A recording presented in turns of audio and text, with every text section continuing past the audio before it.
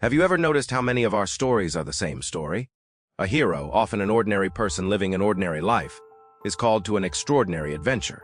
They are reluctant at first, but a wise mentor appears, giving them a magical sword, a piece of crucial advice, a map. The hero crosses the threshold into a dangerous new world. They face a series of trials.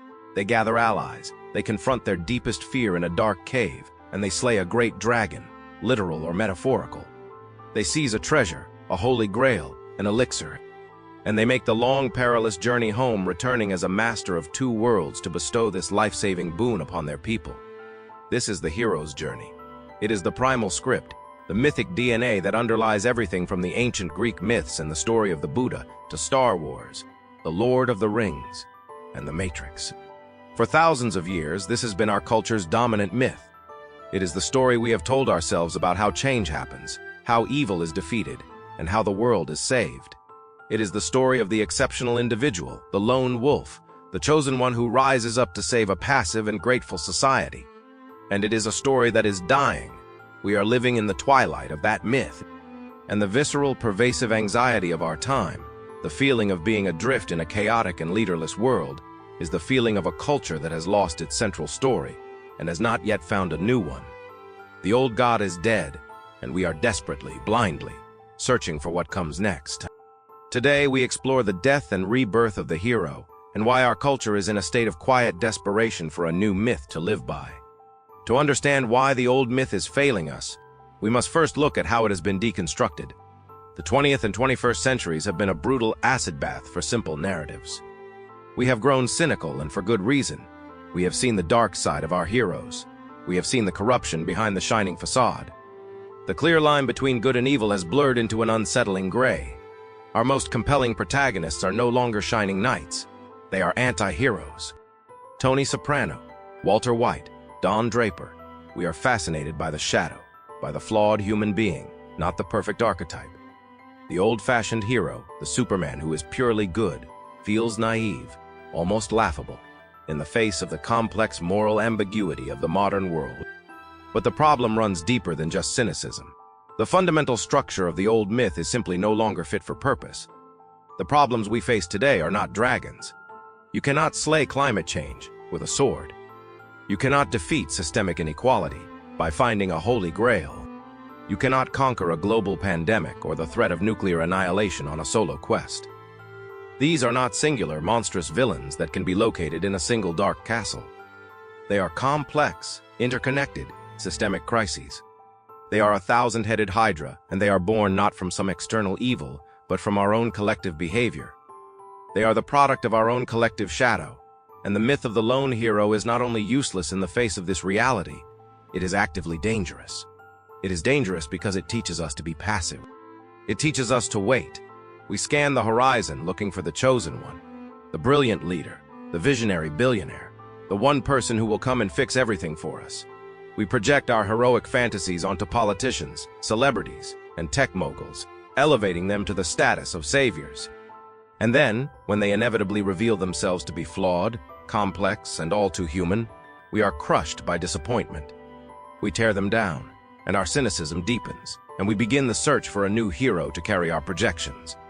It is a cycle of mass idealization and mass disillusionment, and it leaves us feeling powerless, like children waiting for a parent who is never coming. The old myth is also dangerous because of its shadow. What does the hero almost always do? He kills the monster. He defeats the villain. The ultimate solution is an act of violence, of annihilation. The story is one of conquest. And what is the history of the last several centuries, but the story of heroic cultures conquering what they deem to be monstrous and barbaric? The shadow of the hero is the conqueror, the colonizer. The myth has given us a blueprint for subduing the other, but not for understanding or integrating it. In a world armed with nuclear weapons, a myth whose ultimate solution is annihilation is a myth that is leading us toward collective suicide. So the old cathedral is hollow. The old story no longer nourishes us. We are living in the mythic vacuum and the interregnum, the time between stories, and this is a terrifying place to be. A culture without a viable, central myth is a culture that is lost. It fractures. Without a shared story of who we are and where we are going, we retreat into the smaller, safer stories of the tribe. We cling to ideologies that give us a sense of certainty and a clear enemy to fight. We lose our ability to solve complex problems and descend into bitter, zero-sum conflicts. The desperation of our culture is the pain of this mythic homelessness. But this is not the end of the story. The death of a myth is always the precursor to its rebirth. The winter gives way to spring, and all around us, in the cracks of our crumbling world, we can see the green shoots of a new heroic myth beginning to grow. It does not yet have a name, but we can begin to see its shape. And it is a story that is far more challenging, far more mature, and far more hopeful than the one it is replacing. So what does this new myth look like? It is defined by a series of profound shifts, a direct inversion of the old heroic code. The first and most important shift is from the lone individual to the collective network. The new hero is not a me, it is a we.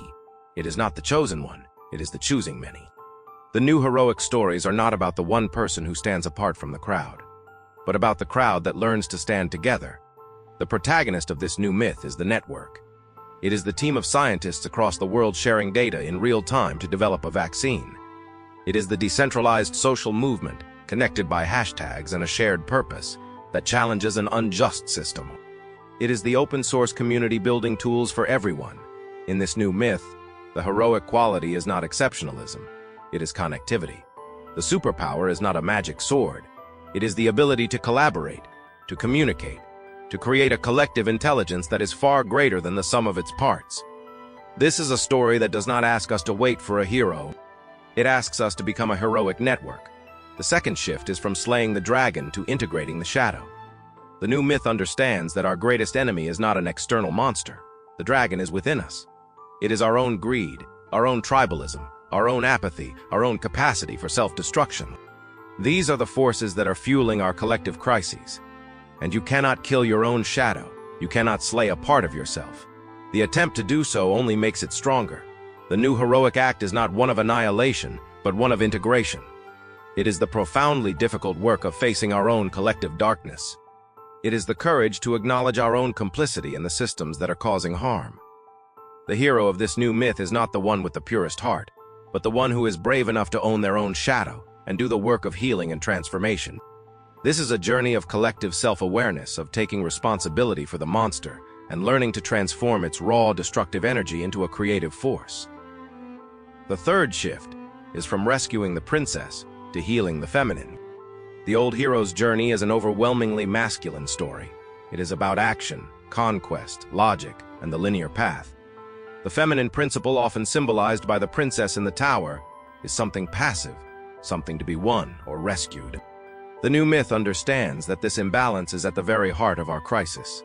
We live in a world that has overvalued the archetypal masculine, competition, exploitation, rationalism, and devalued the archetypal feminine, collaboration, nurturance, intuition, and cyclical wisdom. The new heroic journey is not about a male hero rescuing a female object. It is about a collective hero of all genders, learning to heal this deep split within our culture and within ourselves. It is about elevating the wisdom of the feminine principle, of learning to listen as much as we speak, of learning to nurture our planet instead of just conquering it, of valuing empathy as much as we value courage. The new hero knows that true strength lies not in domination, but in partnership. And finally, the fourth great shift is from bringing back the boon to tending the garden. The old myth has a clear, satisfying ending. The hero returns with the elixir, and the kingdom is healed. Happily ever after. The new myth knows that there is no happily ever after. There is no single, magical solution that will fix everything forever. The problems we face are not puzzles to be solved once, but complex systems that must be managed, nurtured, and tended to indefinitely. The new heroic act is not a single glorious quest.